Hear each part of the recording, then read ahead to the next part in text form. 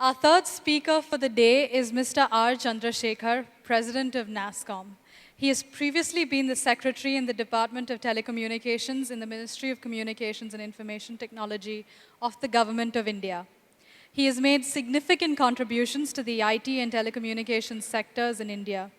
In 2007, he was conferred the Prime Minister's Award for Excellence in Public Administration. Please welcome Mr. R. Chandrashekhar and Manik Daruwala to present him a small memento. Thank you. Namaskaram. I'm going to start with a question. It's hard today to open any newspaper, particularly the economic newspapers, without reading some stories or a full-page article on startups in India and some of the fantastic things that they are doing. So the question that I start with is, are the Indian technology startups the silver bullet for the country? That's the topic. And I promise you that in the course of this talk, I will try and answer the question, but at the end of the talk. But before I do that, let me just start with a small straw poll on, from whatever you know, how many of you think that the startups are the silver bullet for the country? Could you just raise your hands, please? Okay, as befitting city of IT, I would say about 20% hands went up. How many of you think that it's not the silver bullet? Okay, much lesser in number. How many of you don't know whether it is or is not the silver bullet? Okay, that's a smaller number. So the largest number are don't know, can't say. But whether it is the silver bullet or not, one thing I can tell you is that the startup sector in the country, the tech startup sector, is on fire. Here's why. Can we have the video, please?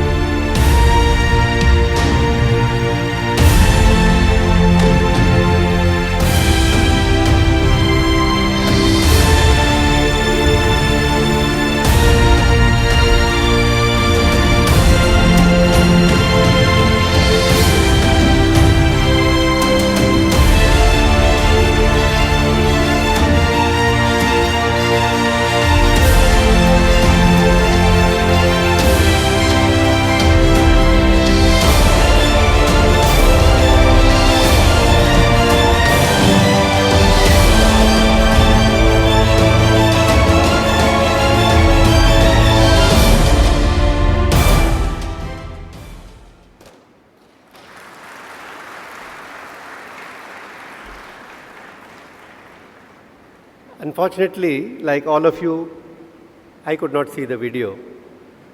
But that doesn't matter because I've seen it before. In fact, 4 days ago, on Sunday, this was the video which we shared with the audience at San Jose when the Prime Minister had visited San Jose and we had hosted an event with a lot of startups over there. But even as the startup segment really catches the imagination of the young, the talented, the technically gifted people in the country, it's also important to recall for a moment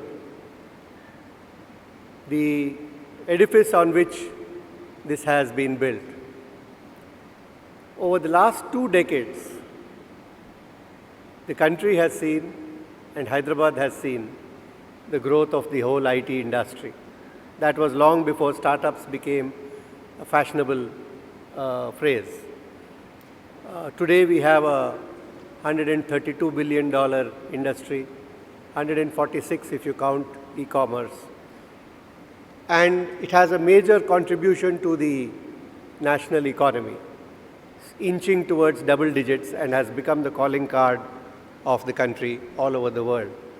Anywhere you travel, people say, oh, from India, IT. That's the point that we have reached. It's also a very large private sector employer, employing 3.5 million people. And today we can proudly say that we are a leader in the global sourcing landscape. And we account for more than 50% share, 55% of the global sourcing market. So in a sector which epitomizes the modern world, to have a 55% market share in the outsourcing market is truly a strategic advantage that the country has.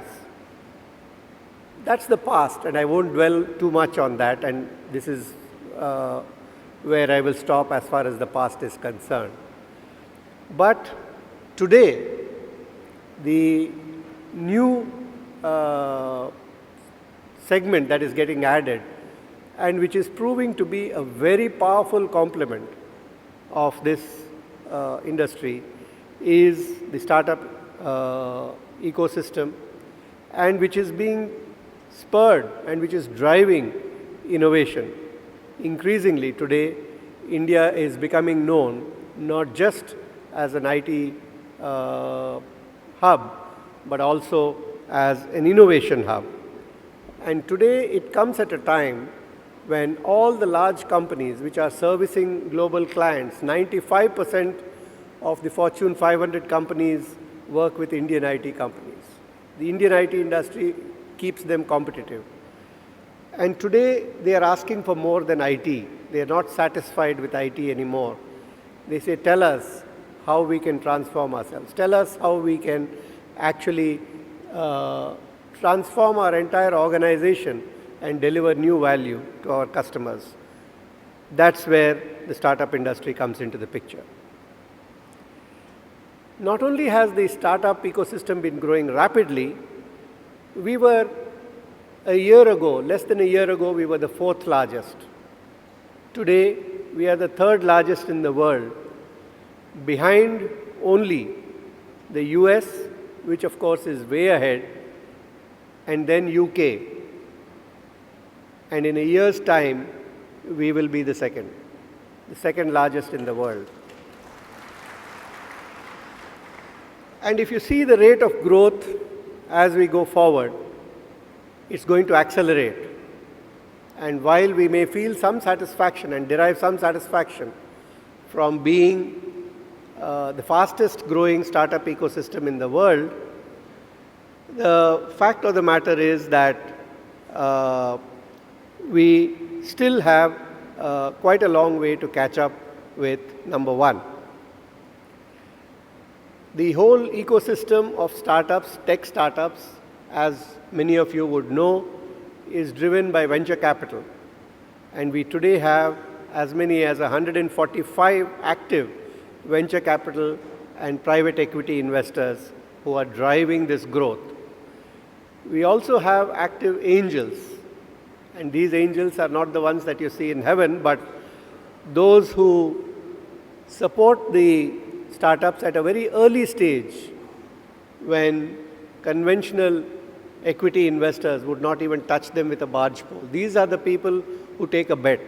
These are the people who come with the knowledge of what is likely to succeed. These are people who have been there and done that.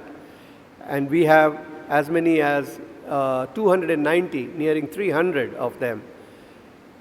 Incubators and accelerators which provide physical infrastructure for them and which also provide value addition in terms of bringing together financiers, funders, mentors, and other connects which help the startups. We have 110 of them in the country. And NASSCOM itself has been working very closely with many governments, Karnataka government, Maharashtra government, West Bengal government. We are also now at a fairly advanced stage of discussions in Telangana, in Andhra Pradesh, in Tamil Nadu, and therefore a whole array of such incubators is on the anvil. If you look at the ecosystem going forward, then we expect that by 2020, we will actually grow to at least 12,000. The number may look impressive, but we can actually do much more than that for a country of our size and with the kind of energy that exists in the ecosystem. The average valuation of these startups today is 2.7 million. And we have as many as 85,000 people employed in the startup ecosystem. And in the current year, we expect $4.2 billion to flow into this ecosystem. That's almost twice as much as in the last year. There's another piece of good news, and that is that increasingly, women are coming in to the startup ecosystem. Women are standing up and daring to enact their dreams and build startups. More than 65% of the startups are located in NCR, that is the National Capital Region, Mumbai and Bangalore. I'm sure many of you would ask, where is Hyderabad? But I'll come to that in a moment.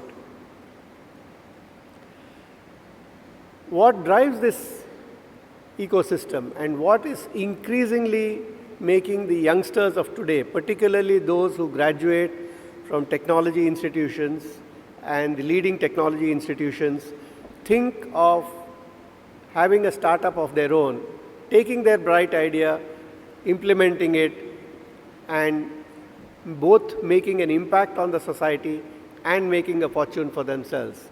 What's driving these people to prefer this option, which is a risky option because 90% of startups fail. But yet, with stars in their eyes, many people are doing this because they have an inspiration from many of the success stories like Ola Cabs or Snapdeal or InMobi and so on, or Zomato. There's also a high growth of the investor ecosystem. 4 or 5 years ago, it was extremely difficult to get funding. Not anymore. Today, there is more money than ideas. If you have a good idea, you're almost certain to get funding, if you have the capability as well.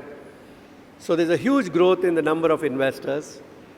And the conditions in the country have also changed dramatically to support this segment in terms of a large consumer and small and medium business ecosystem.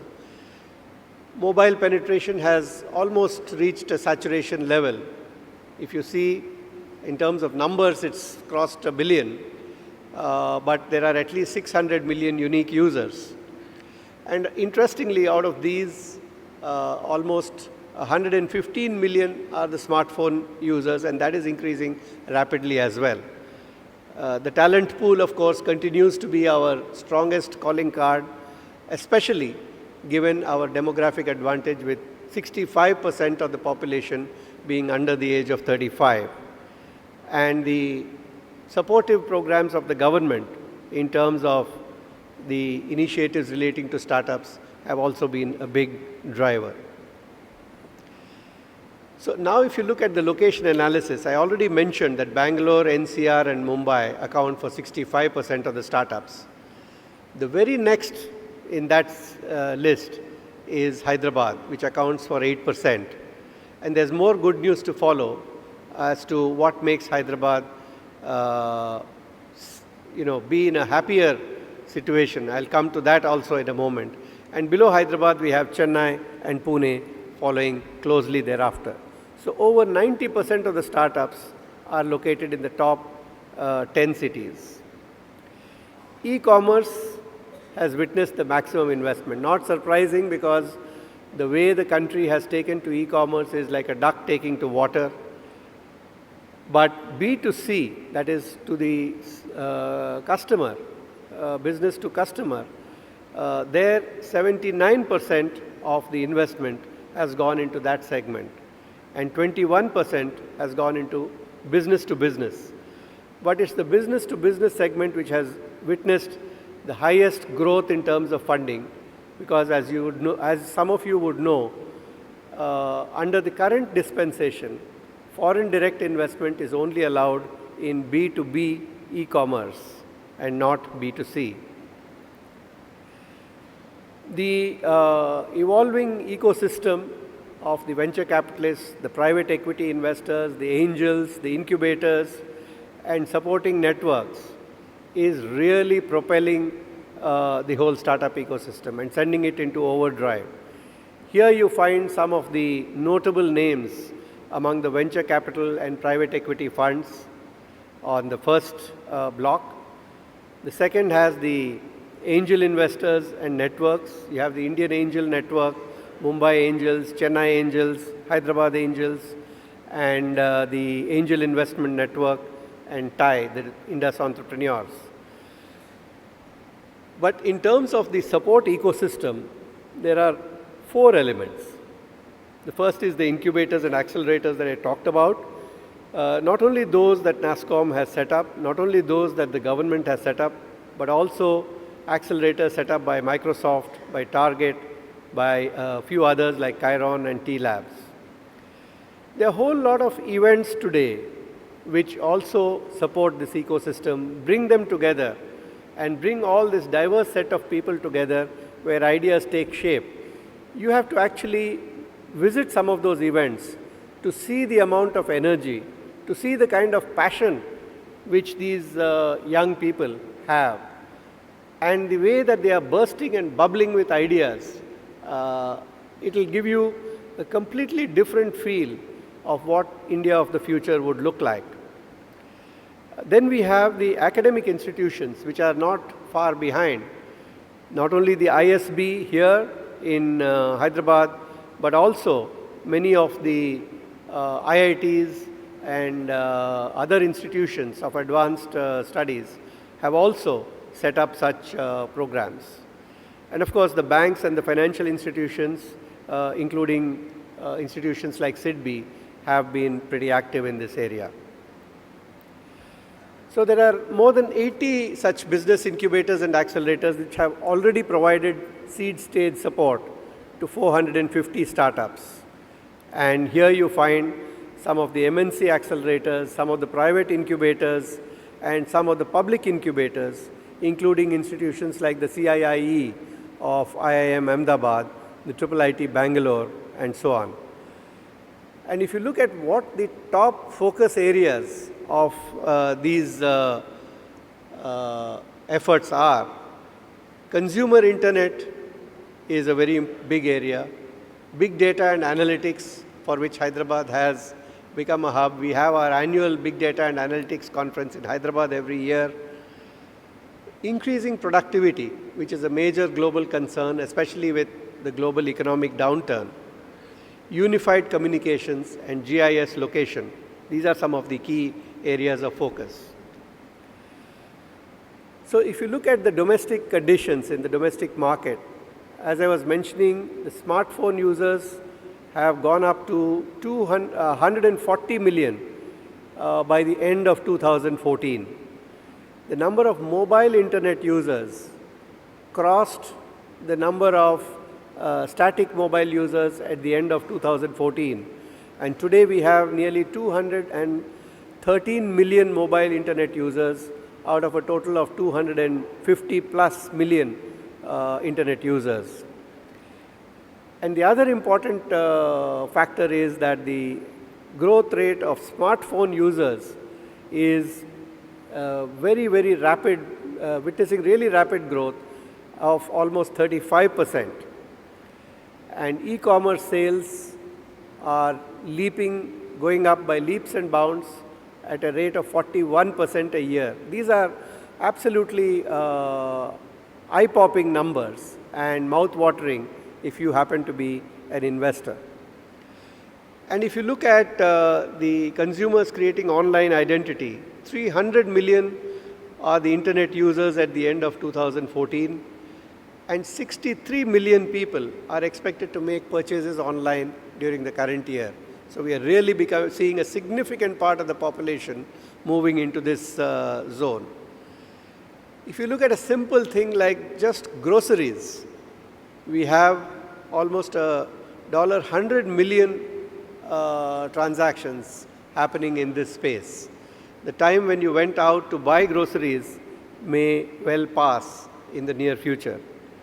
And $30 billion is the estimated size of the Indian e-commerce market by 2018. This is very small print, so don't worry if you can't read it. I will just tell you the brief highlights. This is just a comparison of how life was before all the startups invaded this space and how it is today. If you were moving from Hyderabad to Delhi, then before you moved, you would have to worry about where you store your unnecessary articles or those which you can't immediately accommodate. You would arrive at the Delhi airport and stand in a queue and try to get a cab from the prepaid booth. You would spend the first few days looking for a budget hotel, getting your mobile recharged, or go to a property broker to get to find a place to rent out. But now, if you're going to Delhi, you would go to an on-demand storage place for storing items. Box My Space is an app which is available. If you arrive at Delhi airport, you wouldn't be looking around. You wouldn't need to look around at least.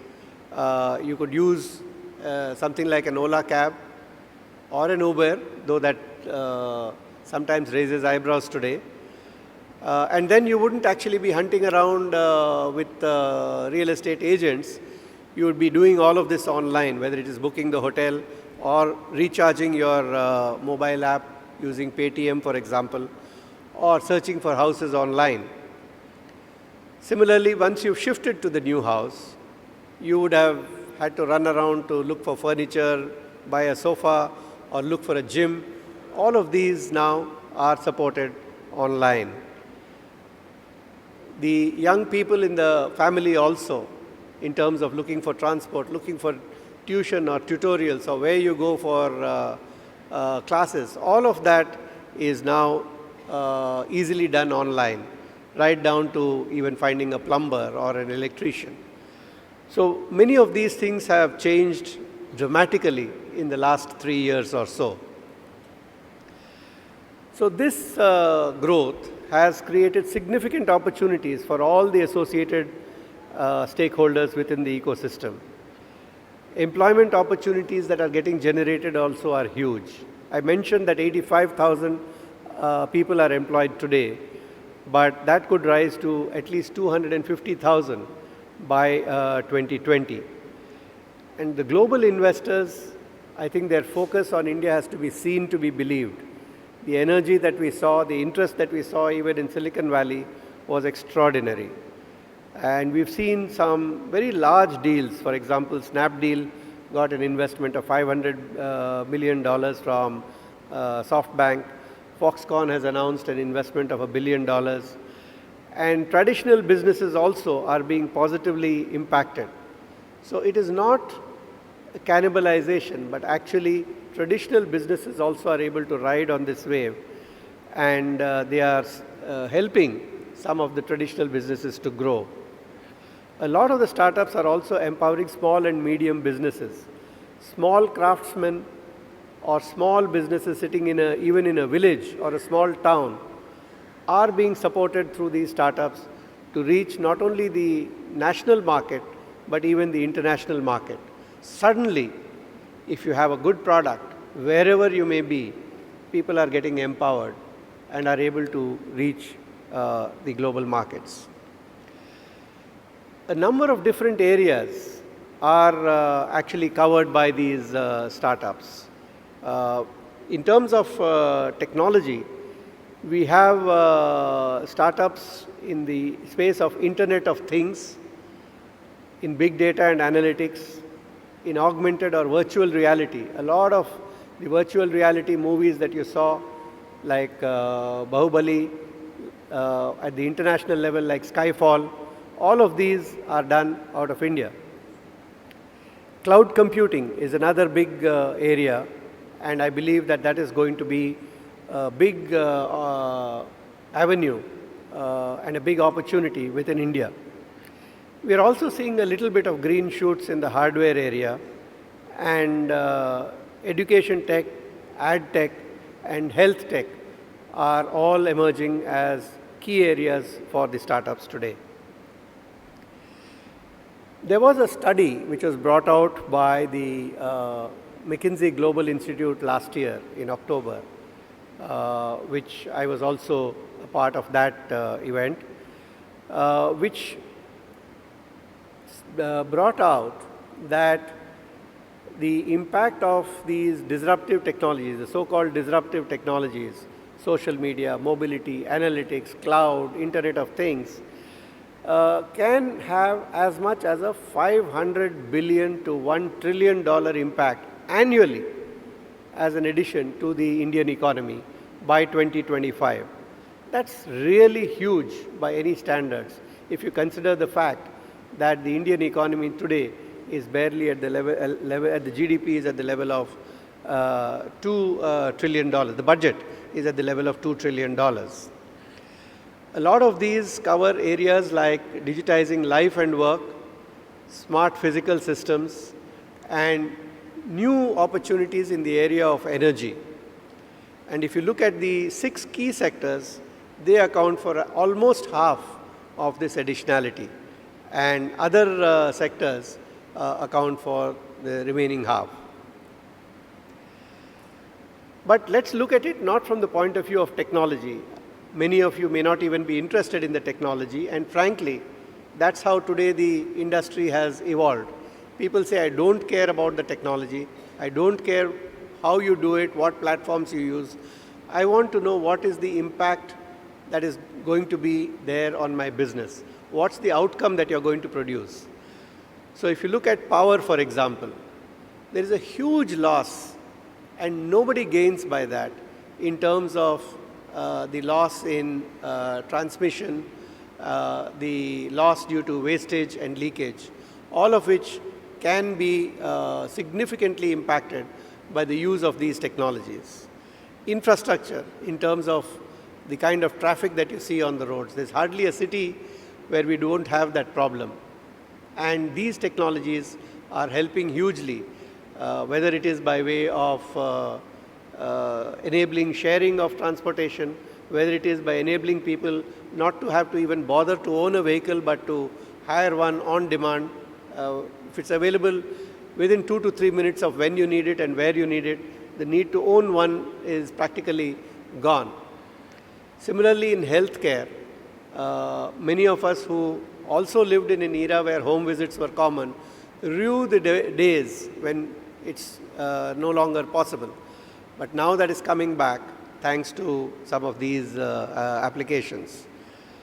Financial inclusion, enabling people in the rural areas to transact financially using nothing more than their mobile is another big area. Agricultural productivity, This is a country which has the maximum amount of wastage. As much as 30% of our agricultural produce gets wasted. Most of the farmers don't realize more than 10 to 20% of the sale market value of their produce. All of this is set to change with the kind of apps that are coming in. Skilling and employment and education are other areas, but I think you understand the general drift. So in 2015, we'll see as much as $4.2 billion flowing in, which is a growth of 75% over last year. Every metric shows huge growth, whether it is the number of startups funded, or the number of deals, or the total investments, or the number of active investors. Now here's where there's an interesting fact which shows Hyderabad in a very positive light. If you look at the valuation of these startups in India are averaging around $2.7 million in 2015. That's a 17% growth from the last year, as against only a 5% growth in the US. This compares quite closely with that in Canada, in Israel, in UK, which are other leading destinations. Within the country, what's most interesting is that the valuation of startups in Hyderabad is the second highest amongst all the locations, second only to Bangalore, and way ahead of Mumbai and Delhi. This is, as I said, a young people's game. Mostly, I don't want to give the impression that any of you who have crossed some age cannot have a startup. But this is a young person's game. 72% of them are less than 30 years old. But as I said, though 90% of the startups are founded by men, we have an increasing number of women in this space. And here you have some examples of very successful women entrepreneurs as well, who I'm sure would serve as an inspiration to many of you sitting here in the audience. And I hope that we'll see some of you being successful and figuring in that honors list in the near future. An interesting thing is that those who have been successful are now coming forward and supporting other emerging startups. So once they have succeeded, they lend a helping hand and they become the ladder for the next generation of success. It helps those who have already succeeded, it helps those who are aspiring to succeed. One way is through mentoring, as I said, through the incubators and accelerators. Some of the entrepreneurs who are successful turn into angel investors and put in their money along with their knowledge. Some of them do the mentoring through support platforms, and some of them are providing mentors through networks. For example, InMobi's co-founder, the CTO, Mohit Saxena, he mentors a company and helps them to hire the right talent and launching global products. So peer-to-peer mentoring is certainly something which helps the startups. All of us know that in school and college, we learnt as much from our friends in class as we did from the teacher. And that's pretty much the story with the startups as well. We've all heard about the era of brain drain. And we've all heard some very snide remarks in those days saying that brain drain is better than having brains in the drain. But today, the game has reversed. The tide has turned in the opposite direction, and we have many young people actually coming back to India in order to set up startups. People who have studied abroad, worked abroad, and then coming back to set up the startups. And all the drivers that I talked about earlier are helping this flow to keep on increasing. And over the years, I think we will be seeing a flood. It's not only these young startups, young entrepreneurs who are doing it, not only from India as well as from overseas, but many of the seasoned veterans in the industry, senior professionals, CXOs from the industry are also coming forward to join the startups. And they are coming forward to pursue their dreams and to strengthen the dreams of the others. Interestingly, they are also getting a higher pay package, higher roles and responsibilities, and better future career growth as well. And there are enough examples, and some of them are there on the screen as well. There's yet another dimension which is also extremely interesting, which helps. I started by talking about the success of the IT industry, the traditional IT services industry. But today we are seeing a collaboration building up between the large enterprises and the startups. The startups have innovation, they have ideas, they have energy. What they don't have is money, a marketing machine, or finance. The large companies have all of that, but don't necessarily have the innovation capability in-house. So by teaming up, both are able to gain, and at the end of the day, the value that India and Indian IT brings to the table across the world has risen enormously. And this is going to be the engine for our future growth going forward. It's not going to be more of the same, it's going to be something distinctly different and something distinctly more exciting. But I don't want to leave you with the impression that everything is rosy, everything is hunky-dory, and we are just going to keep riding this wave. There are many challenges and problems. Customer acquisition is a problem. Many of the companies face problems in receivables. Securing funding for a particular entrepreneur can sometimes be difficult because they don't know how to actually approach the funders. And startup funding is certainly one of the most important success criteria, because without that, they cannot reach the next stage. The government has a very critical role in the startup ecosystem, and we have been advocating very strongly and repeatedly with the government that these complex and stringent policies are today the big barrier. They need to be unshackled to enable the young entrepreneurs to be able to pursue their dreams. We have got considerable attention, and we have been assured that by December, the government will announce a scheme to support the startups more comprehensively and provide them a reprieve from the tight control that the current regulatory regime has in terms of starting a company, in terms of operating the company, and in terms of shutting it down when there is a failure. If you see some of the government programs which actually have been very heartening in terms of sending the right message and very clearly conveying the importance that the government attaches to this segment and also their determination to move in that direction. There have been actions on funding. The Startup and Stand Up India slogan that the Prime Minister came up with in his Independence Day speech was backed by the launch of several funds like the India Aspiration Fund, the Mudra Bank, and the Setu program.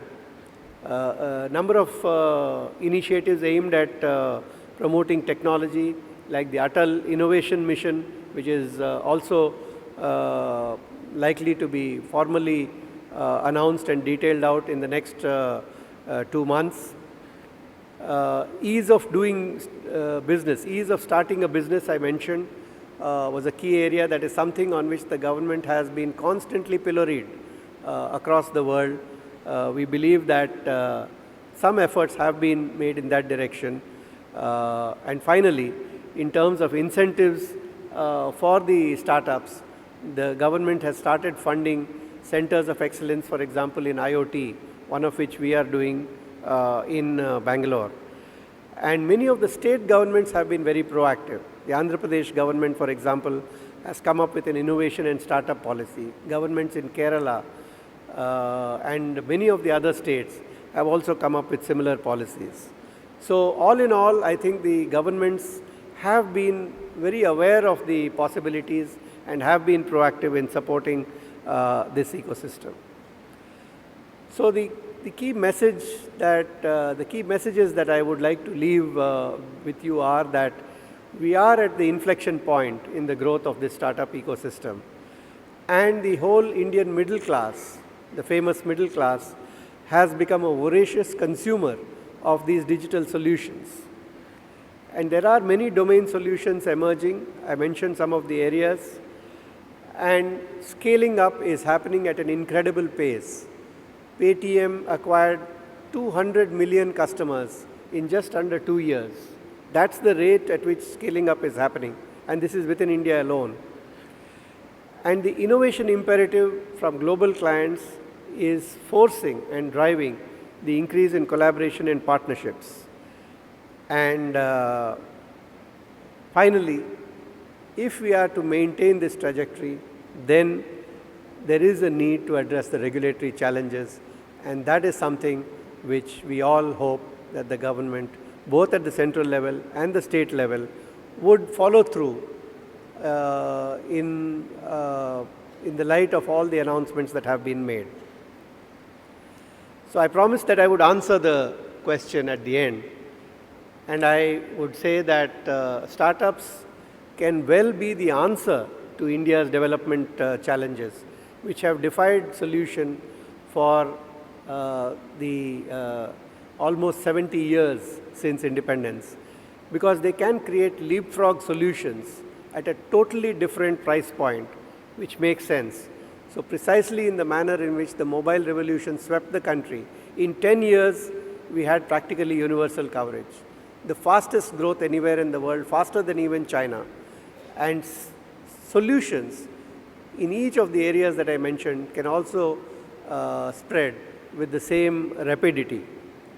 But that will only happen if we nurture this segment and create a conducive environment, which I believe in terms of intent has been said. We'll have to now look at the implementation of them. So this, from my point of view and from the perspective that I have, could certainly be our silver bullet for India and for our global role in the global economy. Thank you.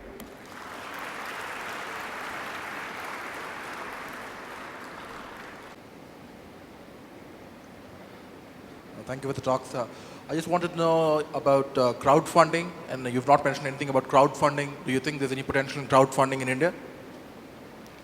We have actually seen instances of crowdsourcing of funding in India. I believe that was your question, right?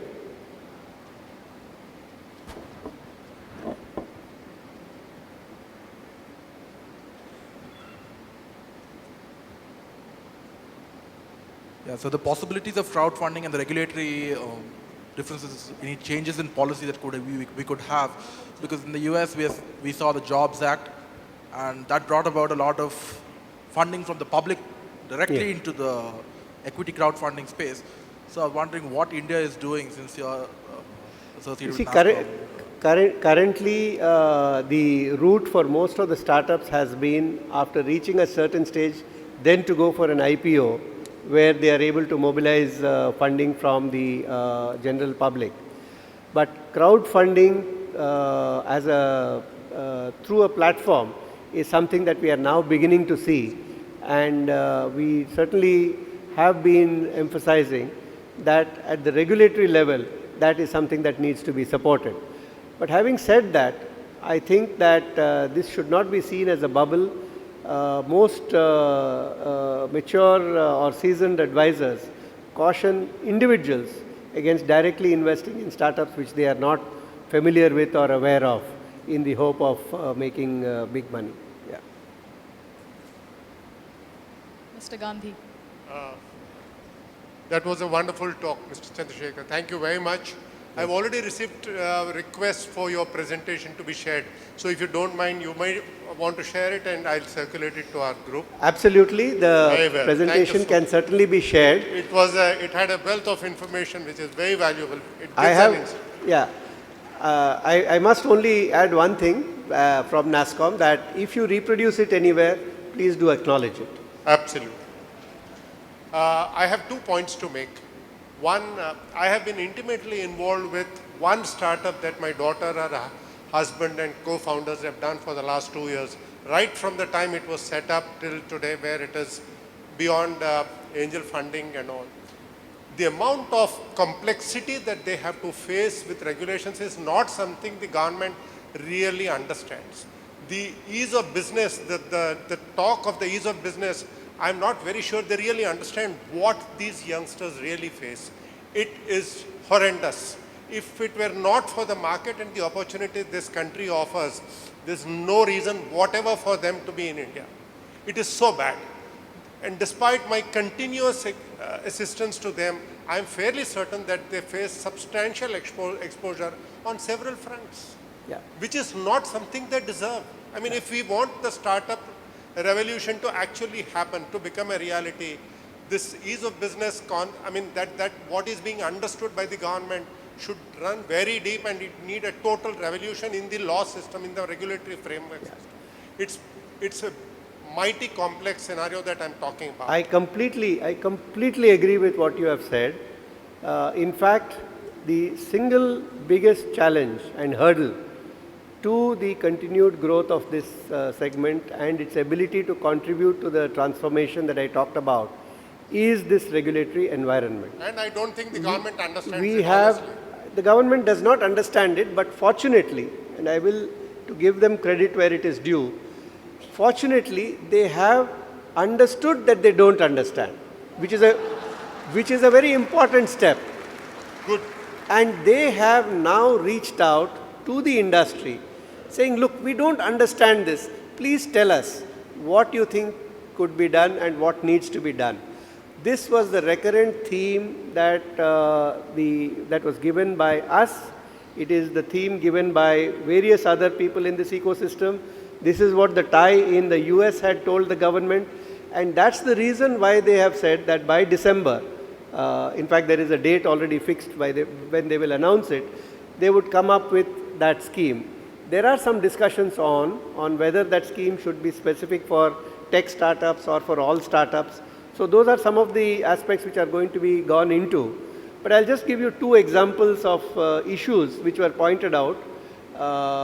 In fact, 3. And then leave it at that. I didn't want to get into all those technicalities with an audience like this one. But there are issues with regard to taxation of angel investments. Huge. There are issues with regard to the tax treatment of investments which are being made. And today, the interesting thing is, large equity companies invest through Mauritius route. But individual high net worth individuals, and you know there are many of them in Silicon Valley, Indians who have made billions, if not tens of billions of dollars, and who want to invest in India, who want to invest in the startups because of their own affinity and linkage. But they are not able to do that because they don't have a way of setting up an entity in Mauritius. So that's another point which has been put across, that there needs to be parity in terms of the treatment to them. To overcome that, we had to set up a holding company in the US. Why should they Exactly, want to do exactly. that? I Absolutely. agree. The third point was about this whole regulatory environment for starting, operating and closing down.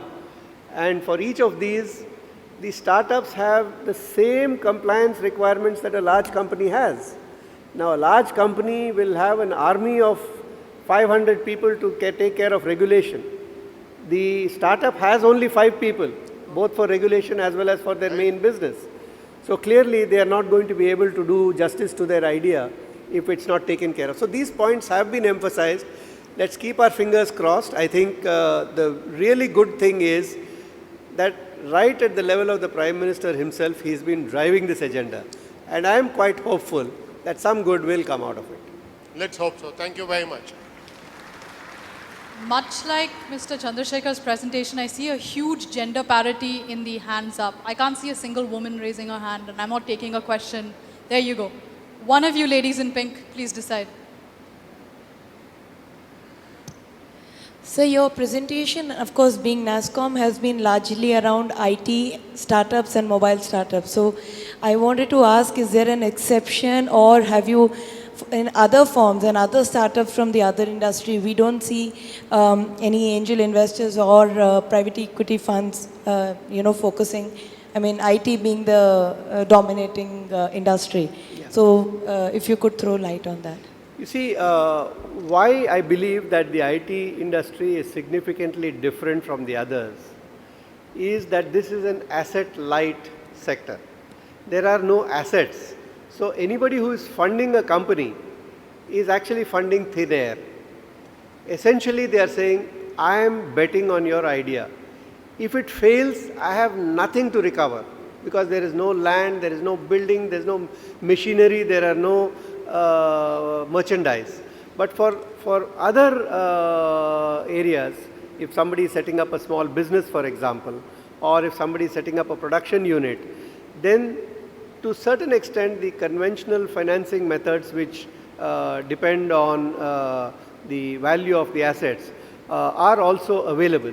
Whereas in the case of the IT startups, almost all of them are being funded exclusively through venture capital. None of them get traditional bank financing. But what about creative space? Has there been any exception? Like, Sorry? What about in creative space? It could be in art. Has there been any exception or none? Well, I think that's a very interesting point that you have made because creative space also is of a similar nature.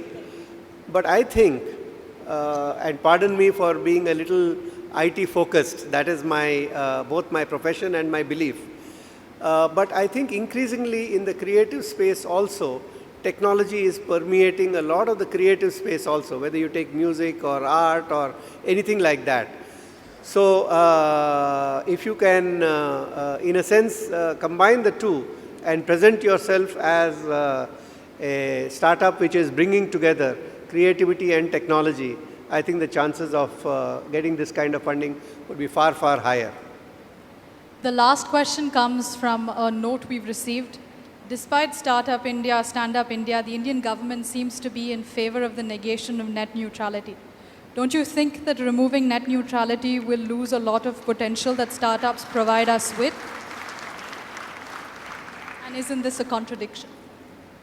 I believe the question was that if you do not have net neutrality, we will Taking lose. away net neutrality harms startups is the short question. Could you repeat the question, please?